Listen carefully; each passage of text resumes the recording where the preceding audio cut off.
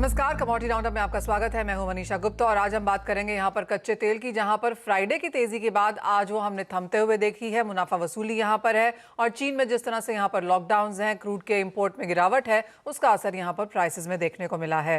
साथ ही बात करेंगे सोने की, जहां पर भी गिरावट के साथ कारोबार है। डॉलर इंडेक्स की तेजी में जरूर लगाम है, लेकिन इंटरेस्ट रेट्स यहां पर बढ़ती रहेंगी और 21 सितंबर को यूएस फेड की मीटिंग से पहले कुछ मुनाफा वसूली यहां पर भी जारी है। साथ ही बात करेंगे कॉटन की, जहां पर कुछ पुलबैक फिर से देखने को मिला है। चाहे अंतर्राष्ट्रीय बाजार हो या भारतीय बाजार, हल्का सा सपोर्ट हमने दोनों ही वैरायटीज में, कंट्रीज में यहां पर फिर से लौटते हुए देखा है। इन सब पर बात करने के लिए हमारे साथ जुड़े हैं निर्मल बांग कमोडिटीज के कुणाल शाह, एलकेबी सिक्योरिटीज के जतिन त्रिवेदी। आप दोनों का कार्यक्रम में स्वागत है। कच्चे तेल से ही यहाँ पर शुरुआत करेंगे क्योंकि उठापटक यहाँ पर ज्यादा है। कुणाल, कैसे देखते हैं आप प्राइसेस को, क्योंकि अब $100 की बात कोई नहीं कर रहा, 80s 90s में यहाँ पर क्रूड फंसता हुआ दिख रहा है। जी हाँ, मतलब अभी अब जो सबसे बड़ा कंसर्न है वो डिमांड साइड से है। सप्लाई साइड से जो कंसर्न है वो ऑलरेडी ईज आउट हो गया है। कच्चे तेल की मार्केट 9 लाख बैरल की सरप्लस में है फिलहाल as on today. Second, OPEC ने जो प्रोडक्शन कट किया है that is of 1 lakh barrel which is nothing, but they have given a clear indication to the market कि अगर डिमांड खराब होती है तो हम लोग और प्रोडक्शन कट करने के लिए तैयार हैं। सो ऐसे हालात में कोई लंबी अपसाइड तो नहीं आ सकती है कच्चे तेल में अंटिल कुछ जियोपॉलिटिकल सिनेरियो और वर्सन होता है। सो मेरी राय में 6880 6870 के आसपास सेलिंग अपॉर्चुनिटी बनती है। स्टॉप लॉस रखना चाहिए आपको 6940 का और टारगेट 6780 का। सो हर उछाले पे बेच के काम करना चाहिए। और अभी ईरान डील तो हुआ भी नहीं है, सो ईरान डील का जो हैंगओवर है वो स्टिल मार्केट पे रहेगा। अगर ईरान की डील हो जाती है तो ये और भी ज्यादा बेरिश होगा। सो फिलहाल सेल ऑन राइज की रणनीति is right approach to trade crude oil. All right, यानी कि यहाँ से और भी मुनाफा वसूली की एक्सपेक्टेशन। लेकिन कुणाल, आपको लगता है कि लास्ट क्वार्टर तक यहाँ पर कुछ सपोर्ट आएगा? क्योंकि जो प्राइस कैप्स हैं या जो यूरोपियन यूनियन का जो 5 दिसंबर ऑनवर्ड्स जो उन्होंने कैप्स या सैंक्शंस लगाने हैं रशिया पे, विंटर डिमांड है, हरिकेन सीजन है, ये जो 3-4 फैक्टर्स हैं, ये last quarter of this year तक आपको लगता है इम्पैक्ट दिखाएंगे? आई थिंक मनीषा जी, आपने जो प्राइस कैप की बात की, अगर प्राइस कैप लगा देते हैं तो मुझे लग रहा है कि रशिया ने खुलेआम धमकी दी है कि वो यूरोप में ऑयल एक्सपोर्ट करना ही बंद कर देंगे। अगर ऐसा कुछ होता है तो ऑयल की प्राइसेस फिर से शूट अप हो सकती है। सो जो आप कह रहे हैं what can be the game changer for the bearish market of oil, अगर रशिया अपना एक्सपोर्ट यूरोप को टोटली बैन कर देता है so there will be a major shortage. Russia का प्रोडक्शन मैंने अभी देखा है, सो रशिया का प्रोडक्शन 10.1 मिलियन बैरल से कम होकर 9.1 हुआ है। और अगर ऐसा कुछ होता है तो I think it will be very negative for the oil prices, because ऐसा कोई भी कंट्री नहीं है जो इमीडिएटली यूरोप की डिमांड को मीटअप कर पाएगा। सो आई थिंक मेजर जो टर्निंग पॉइंट रहेगा ऑयल का वो रशिया और यूक्रेन के बीच में जो वॉर चल रहा है उसके चलते हुए, अगर यूरोप को रशिया ऑयल भेजना बंद कर देता है then oil can really flare up and test $110। इसको छोड़ के मुझे कोई मेजर रीजन नहीं लग रहा है ऑयल बढ़ने का। ऑल राइट, तो वहाँ पे 2 या 3 इफ्स एंड बट्स हैं, लेकिन उसके अलावा यहाँ पर बेरिशनेस कच्चे तेल में जारी रह सकती है। जतिन, नेचुरल गैस के प्राइसेस आप कैसे देखते हैं? क्योंकि यहाँ पर भी इस साल में बहुत बड़ी रेंज बनी है, $8 के आसपास के जो करंट लेवल्स हैं, यहाँ से क्या व्यू है? तो ये ऑलरेडी सीन एक बड़ी रैली जो है ऑलरेडी प्राइसिंग हो चुका था। जो नेशनल गैस के जो फंडामेंटल्स प्राइसिंग करने की कोशिश थी उसकी, अब मुझे लग रहा है ये प्रॉफिट बुकिंग जो हमने देखा है पिछले 10-15 दिनों में, ये थोड़ा और कंटिन्यूड रहना चाहिए नेचुरल गैस के अंदर। हायर साइड पे एक स्ट्रॉन्ग रेजिस्टेंस जो बना हुआ है ओवरऑल पोजीशनिंग के हिसाब से, वो अराउंड 680 से 685 का है। जब तक ये 700 के नीचे ट्रेड कर रहा है, ब्रॉडली जो व्यू पॉइंट बन रहा है वो थोड़ा सा नेगेटिव ट्रैक्शन बन रहा है नेचुरल गैस प्राइसेस के अंदर। बाइंग जो है वो लोअर लेवल्स पे जरूर दिखने मिल सकती है, लेकिन वो लेवल्स अभी भी काफी दूर है। अराउंड 570 575 की जोन जो है जतिन, उन लेवल्स को देखेंगे। एंड अपॉलॉजीज, आपको बीच में भी रोक रहे हैं, लेकिन प्रधानमंत्री इस वक्त वर्ल्ड डेयरी समिट में बोल रहे हैं, जो कि नोएडा में इस वक्त हो रहा है। सीधे चलते हैं उनके पास। अनुभवों का भारत के कोटि कोटि पशुओं की तरफ से, नागरिकों की तरफ से, भारत सरकार की तरफ से हृदय से बहुत बहुत स्वागत करता हूं। डेयरी सेक्टर का सामर्थ्य न सिर्फ ग्रामीण अर्थव्यवस्था को गति देता है, बल्कि ये दुनिया भर में करोड़ों लोगों की आजीविका का भी प्रमुख साधन है। मुझे विश्वास है ये समिट आइडियाज, टेक्नोलॉजी, एक्सपर्टाइज और डेयरी सेक्टर से जुड़ी परंपराओं के स्तर पर एक दूसरे की जानकारी बढ़ाने और एक दूसरे से सीखने में बहुत बड़ी भूमिका निभाएगी। साथियों, आज का ये आयोजन ऐसे समय में हो रहा है जब भारत ने अपनी आजादी के 75 वर्ष पूरे किए हैं। ये भी संयोग है कि आज के इस आयोजन से भारत के 75 लाख से ज्यादा डेयरी किसान भी टेक्नोलॉजी के माध्यम से इस कार्यक्रम में हमारे साथ जुड़े हुए हैं। इस तरह की समिट के लिए और उसमें लास्ट माइल बेनिफिशियरी हमारे ऐसे ही किसान भाई बहन होते हैं। मैं वर्ल्ड डेयरी समिट में अपने किसान साथियों का भी स्वागत करता हूं, उनका अभिनंदन करता हूं। साथियों, पशुधन और दूध से जुड़े व्यवसाय भारत की हजारों वर्ष पुरानी संस्कृति का अभिन्न हिस्सा रहा है। हमारी इस विरासत ने भारत के डेयरी सेक्टर को कुछ विशेषताओं से सशक्त कर दिया है। इस समिट में दूसरे देशों से जो एक्सपर्ट आए हैं, मैं उनके सामने इन विशेषताओं का विशेष रूप से उल्लेख करना चाहता हूं।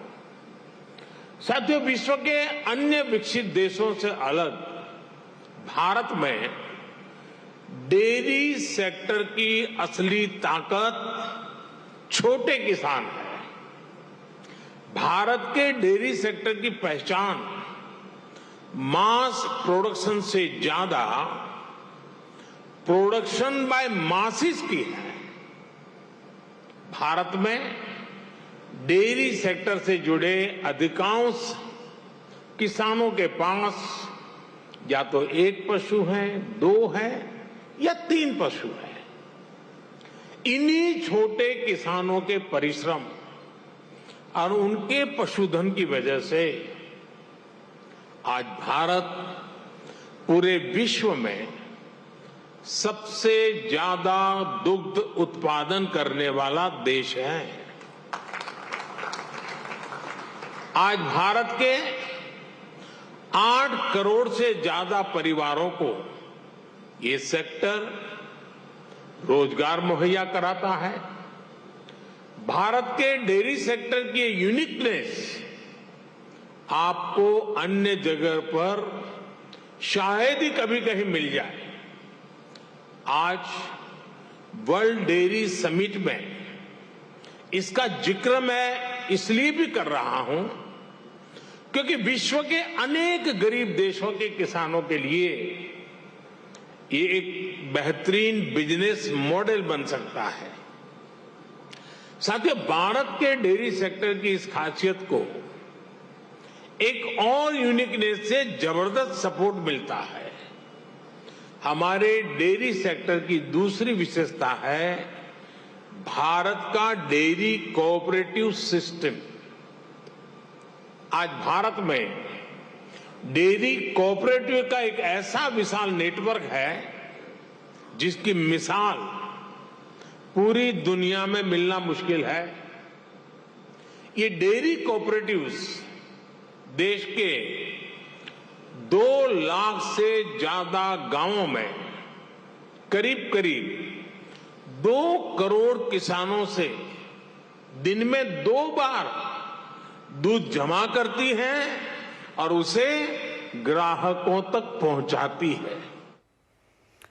ऑलराइट, तो प्रधानमंत्री वहां पर डेयरी समिट में बात करते हुए, इंटरनेशनल डेयरी समिट है और जैसे उन्होंने एक बहुत इंपॉर्टेंट पॉइंट यहां पर कहा कि जब इंडियन डेयरी सिस्टम को हम देखते हैं तो वो मास प्रोडक्शन नहीं है, वो प्रोडक्शन बाय मासेज है और ऑफ कोर्स वो उसकी बारीकियां वहां पर समझाते भी हुए। हम आपके पास जो क्या कहते हैं उसके डिटेल्स लेकर आते रहेंगे, लेकिन लौटेंगे कमोडिटी मार्केट्स में। जतिन, माफी चाहते हैं आपको बीच में यहाँ पर रोकने के लिए, लेकिन बात अब यहाँ पर हम सोने चांदी की करना चाहेंगे क्योंकि यहाँ पर भी कुछ मुनाफा वसूली है और काफी सारी चीजें जो चाहे वो इंटरेस्ट रेट हाइक है, डॉलर्स है, रिसेशन फियर है, कैसा इंपैक्ट आप यहाँ पर इस सेक्टर पे देखते हैं और यहाँ पर क्या करने की स्ट्रैटेजी होगी? मिक्स व्यू रहेगा थोड़ा सा। जो डेटा स्पेसिफिक है, जिस तरह से कल के दिन हम आने वाले कल के दिन हम इन्फ्लेशन डेटा जो है वो यूएस के देखेंगे। अनुमान है कि घटकर आएगा तो डेफिनेटली फेडरल रिजर्व के ऊपर थोड़ा सा एक पॉजिटिव इम्पैक्ट होना चाहिए। इंटरेस्ट रेट को लेकर के बहुत ज्यादा नेगेटिव या हॉकी स्टांस नहीं रहना चाहिए आने वाले सितंबर 21 की जो फेडरल मीटिंग रहेगी उसमें। इम्पोर्टेंटली आज शाम को हमारे इन्फ्लेशन डेटा आने वाले हैं। तो ये जो मिक्स बैग है, कहीं ना कहीं करेंसी का इफेक्ट, इन्फ्लेशन का इफेक्ट और इंटरेस्ट रेट साइकिल का जो अभी दौर चल रहा है उसके वजह से ये जो वॉलेटिलिटी है वो कंटिन्यूड रहेगी। गोल्ड के हिसाब से मैं देखना चाहूँ तो रेंज बाउंड मार्केट रहा है। 50,000 एक बेस सपोर्ट बना हुआ है गोल्ड के लिए और 51,500 एक बेस रेजिस्टेंस है। तो ये 1,000-1,500 पॉइंट की जो रेंज है उसके अंदर ही देख रहा हूँ मैं। अभी फिलहाल जो है वो 50,000 के करीब है, तो यहाँ पर 50,300-400 ये जो रेंज है यहाँ पर बाइंग के हिसाब से ज्यादा फेवरेबल है। हायर साइड 51 से लेकर 51,500 के बीच में टारगेट रख के बाय करने की सलाह रहेगी इस हफ्ते के दौरान। सिल्वर की अगर हम बात करें तो थोड़ा ज्यादा पॉजिटिव दिख रहा है कंपेयर टू गोल्ड। अच्छी खासी आउट परफॉर्मेंस जो है पिछले 2-3 दिनों से चल रही है सिल्वर के अंदर। आज के दिन भी अच्छी खासी पॉजिटिव मोमेंटम जो है वो कंटिन्यूड लग रही है। थोड़ा बहुत भी छोटा सा डिप भी आ जाता है मार्केट के अंदर तो बाइंग की सलाह रहेगी मेरी। 55,300 से लेकर 55,200 एक अच्छा सपोर्ट है इंट्राडे में, तो डे ट्रेडर्स के लिए अच्छी अपॉर्चुनिटी है 55 के नीचे स्टॉप लॉस रख के। और हायर साइड में 55,700 55,800 के इंट्राडे टारगेट्स के लिए बाय करके चलना है। कल के जो इन्फ्लेशन डेटा आएंगे उसके बाद थोड़ी वॉलेटिलिटी बढ़ सकती है, लेकिन उसके पहले 2 दिनों के लिए एटलीस्ट मुझे लग रहा है बुलियंस के अंदर पॉजिटिव ट्रैक्शन रहना चाहिए। डॉलर इंडेक्स भी थोड़ा नेगेटिव में ही दिखा रहा है ट्रेंड जो है वो फिलहाल प्रॉफिट बुकिंग का। तो यहाँ पर बुलियंस के अंदर व्यू जो पॉजिटिव है 2 दिन के लिए। खरीदारी यहाँ पर सोने चांदी में करनी चाहिए, लेकिन मेटल्स में इसके विपरीत कुछ मुनाफा वसूली आज भी देखने को मिली है। कुणाल, कैसे रीड करते हैं इसे? आई थिंक मेटल्स में अगर आप देखेंगे फिलहाल चाइना की ओर से कोई पॉजिटिव ऑप्टिमिज्म नहीं आ रहा है। एक ही चीज जो पॉजिटिव है, चाइना का युआन कंटिन्यूस डेप्रिशिएट हो रहा है versus dollar, so that is basically bullish for commodity because what it does is वो चाइना में कमोडिटी के प्राइस को ऊपर कर देता है। सेकेंड चीज जो है वो फिलहाल रियल एस्टेट क्राइसिस चाइना की खत्म होने से बहुत दूर तक, मतलब दूर दूर तक ऐसा इंडिकेशन नहीं आ रहा है कि ये क्राइसिस खत्म हो गई है। तो इसका मतलब एकदम सिंपल है, मेटल्स में सेल ऑन राइज की रणनीति ही रखी है। ओवरऑल ग्लोबल जीडीपी ग्रोथ भी कम हो रहा है, चाइना का ग्रोथ भी स्लो डाउन हो रहा है, तो तेजी होने के कोई चांसेस नहीं है। डॉलर इंडेक्स जब कमजोर होता है तब थोड़ा बहुत स्पाइक मेटल्स में आ जाता है, बट फंडामेंटल्स में मेटल के कोई ज्यादा तेजी के नजर नहीं आ रहे। सो 658-660 के आसपास कॉपर बेचना चाहिए, 290 के आसपास जिंक बेचना चाहिए। सो सेल ऑन राइज की रणनीति that is the good strategy for metals right now. और इंट्राडे में थोड़ी बहुत वीक डॉलर इंडेक्स के कारण स्पाइक आ सकती है, but still not very bullish. Alright, यानी कि मेटल्स में भी मुनाफा वसूली करके यहाँ पर करने का कारोबार है। रुपए पे एक नजर डाल लेते हैं। और जतिन, यहाँ पर आपका क्या व्यू है, क्योंकि डॉलर इंडेक्स में जो पॉज है उसका कुछ बहुत फायदा यहाँ पर रुपये को देखने को नहीं मिला है, लेकिन क्या सेंस है? ट्रेंड वाइज देखने जाऊं तो अभी ब्रॉडली ट्रेंड जो है वो रुपी के लिए वीकनेस का कंटिन्यूड है। जिस तरह से इन्फ्लेशन और इंटरेस्ट रेट की हमने डिस्कशन की कि जो ये जो इम्पैक्ट है वो ब्रॉडली रुपी को वीकनिंग ही कर रहा है आगे चलते हुए। आरबीआई की डेफिनेटली एक सेलिंग जो है वो हम देख रहे हैं अराउंड 80 जोन्स के आसपास। जब भी रुपए के मोमेंटम आते हैं तो वहां पर सेलिंग जो है वो आरबीआई की तरफ से आ रहा है। तो बेस जो रेजिस्टेंस प्ले करेगा यूएसडी एनआर पेयर, मुझे लग रहा है 79-80 के आसपास जो है वो एक फॉर्मेशन बना हुआ है रेजिस्टेंस का डॉलर रुपी के जो फ्यूचर्स मार्केट है उसके हिसाब से। और रुपी फ्रंट में मैं देखने जाऊं तो 79.40 79.50 एक बेस रेजिस्टेंस है। तो 79.50-40 के रेंज में आता है तब यूएसडी एनआर पेयर जो है वहां पर बाइंग की सलाह रहेगी हमारी। और 79.80 79.85 के जोन्स के पास जो है वो प्रॉफिट बुकिंग भी करना है। तो ये जो 50 पैसे की जो मोमेंटम है उसको ही प्ले करने की एडवाइस रहेगी हमारी जब तक इसके अंदर ट्रेड कर रहा है बिटवीन 79.40 एंड 80 के बीच में। आइदर साइड जब भी कुछ रेंज ब्रेक होता है और एक्सपेक्टेड है कि 80 के ऊपर ही ये ब्रेक ब्रेक होगा डॉलर रुपी जो ट्रैक्शन है, क्योंकि ब्रॉडली ट्रेंड जो वीक है, और नेक्स्ट लेवल ऑफ जो टारगेट्स बनेंगे डॉलर रुपी के लिए वो अराउंड 80-50 से लेके 80-75 के बनते हैं। जी मनीष जी। ऑलराइट, तो एक रेंज यहाँ पर रुपए में आती हुई। बहुत शुक्रिया जतिन साथ जुड़ने के लिए। इसी के साथ एक ब्रेक के लिए रुकेंगे, जब लौटेंगे तो बात करेंगे एग्री कमोडिटीज की। लेकिन उससे पहले आपको बता दें कि मनी कंट्रोल प्रो के पास बेहद आकर्षक ऑफर्स हैं। मनी कंट्रोल फाइनल है आपका। बात अब यहाँ पर कॉटन की करेंगे, जहाँ पर कुछ बहुत पुल बैक हमने बाजार में आता हुआ देखा है। अंतर्राष्ट्रीय बाजारों में पॉजिटिव दरों पर यहाँ पर कारोबार है। भारतीय बाजारों में भी आज हल्की सी खरीदारी है। ऑफकोर्स अपने ऑल टाइम हाई से तो अभी भी ये 26-27% ऑन द वीकर साइड ही है। हमारे साथ कॉटन एसोसिएशन ऑफ इंडिया के प्रेसिडेंट अतुल गनात्रा जुड़े हैं। अतुल जी नमस्कार। सबसे पहले आपसे नंबर्स पे ही बात करना चाहेंगे। किस तरह की प्रोडक्शन देखते हैं आप और किस तरह के एक्सपोर्ट्स की एक्सपेक्टेशन है? जी गुड मॉर्निंग मनीषा जी।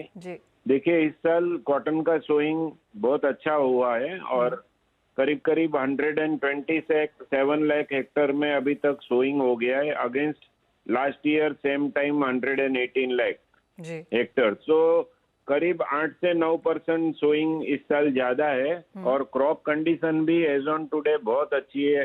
हर एक 10 स्टेट है इंडिया में जहाँ पे कॉटन का ग्रोइंग होता है। 10 के 10 स्टेट में अभी तक कंडीशन क्रॉप की एकदम शानदार है, कहीं से कोई प्रॉब्लम के समाचार नहीं है।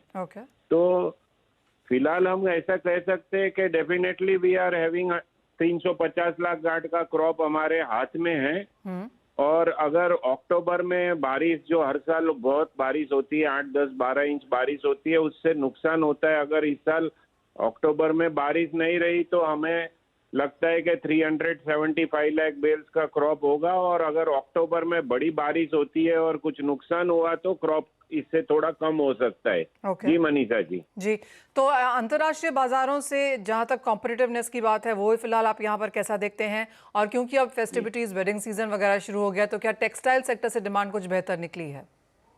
जी देखिए टेक्सटाइल के लिए तो अच्छा न्यूज है कि जो 1,10,000 रुपए का कॉटन था वो अभी करीब करीब रेडी के भाव आ गए 80,000 से 83,000 में नया क्रॉप मिल रहा है। तो ऑलमोस्ट 25 to 30% रेट हमारे यहाँ कम हो गए हैं, जो टेक्सटाइल के लिए अच्छा न्यूज है मनीषा जी।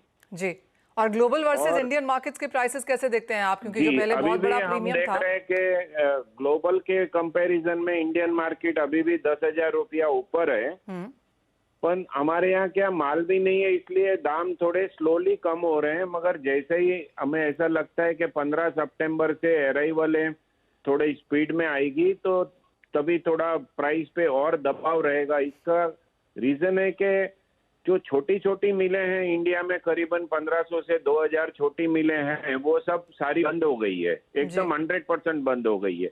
और जो बड़ी मिलें हैं वो भी कॉटन के भाव इतने बढ़ गए थे कि 50% प्रोडक्शन पे चल रही है। तो डिमांड नहीं है, तो डिमांड नहीं होने से कॉटन के प्राइस और थोड़े प्राइस और इसमें थोड़ी गुंजाइश है कि प्राइस कम हो जाएंगे। जी मनीषा जी, एक फाइनल सवाल है आपसे अतुल जी की, जो जैसे आपने कहा कि जो मिलें बंद हुई हैं या 50% कैपेसिटी पे हैं, अब क्योंकि प्राइसेस यहाँ पर कम होने लगे हैं और जैसे आपने कहा 15 सितंबर से जब आवक आएगी तो भाव और कम होंगे, आपको लगता है कि ये इंडस्ट्री फिर लौट पाएगी? जी मुझे ऐसा लगता है कि 1 अक्टूबर से जो बंद मिले हैं वो थोड़ी थोड़ी स्लोली चालू होंगी, क्योंकि कॉटन के भाव अगर कम हुए और यान के भाव अगर स्टेबल रहे, ये बहुत जरूरी है कि यान के रेट थोड़े स्टेबल रहे और कॉटन के प्राइस नीचे आएंगे तो ये जो सारी मिलें जो बंद हो गई है ना, जो हमने कभी नहीं देखा इतनी मिलें बंद हो गई है, तो ऐसा लग रहा है कि 1 अक्टूबर से स्पिनिंग मिलों का अच्छा टाइम शुरू होगा और मिलें अच्छा करेगी और चालू भी होएगी। जी मनीषा जी। पॉइंट टेकन अतुल जी, बहुत शुक्रिया एज ऑलवेज हमारे साथ जुड़ने के लिए और वो काफी सारे अहम मुद्दों पर यहाँ पर बात भी करने के लिए। कुणाल, आप कैसे देखते हैं कॉटन प्राइसेस को आगे जाते हुए? जी डिमांड कंसर्न बना हुआ है। अब इंटरनेशनल मार्केट में अगर आप देखिए तो इंटरनेशनल मार्केट में हमेशा यही होता है, जब डॉलर इंडेक्स थोड़ा बहुत कमजोर होता है, सो 110-70 से लेके 108-70 आया, ग्लोबली कमोडिटीज में बाइंग आ जाती है। सो मुझे नहीं लग रहा है कि ये सस्टेन्ड है। पूरे वर्ल्ड में सेंट्रल बैंक्स कमोडिटी प्राइसेस जो लिक्विडिटी निकाल रहे सिस्टम से, तो कमोडिटी प्राइसेस धीरे धीरे डिफ्लेट होने वाला है। सो कॉटन में फंडामेंटल्स भले बहुत ज्यादा मंदी की तो नहीं है, बट फिलहाल जो डिमांड कम है इंडिया में और सब जगह पे, इवन चाइना में भी आप देखेंगे डिमांड अभी फिलहाल कम है, तो इसका इम्पैक्ट प्राइसेस में आपको देखने मिलेगा और प्राइस मुझे लग रहा है थोड़े नीचे आने चाहिए। ऑलराइट, कुछ मुनाफा वसूली और एक्सपेक्टेड है। ऑफ कोर्स 36,000 के लेवल्स जस्ट अबाउट होल्ड करता हुआ फिलहाल कॉटन के प्राइसेस आपको फिर से याद दिला दें, 50,000 के लेवल्स भी हमने as an all time high इस साल में यहाँ पर आते हुए देखे हैं। तो उन स्तरों से 27-28% की मुनाफा वसूली फिलहाल ऑन द स्क्रीन, और जैसे कुणाल और अतुल दोनों ही कह रहे हैं कि यहाँ से भी कुछ गिरावट नियर टर्म में एक्सपेक्टेड है। लेकिन इसी के साथ शो समेटने का समय है। बहुत शुक्रिया आपका हमारे साथ जुड़ने के लिए। मुझे दीजिए इजाजत, आप बने रहिए CNBC आवाज़ पर।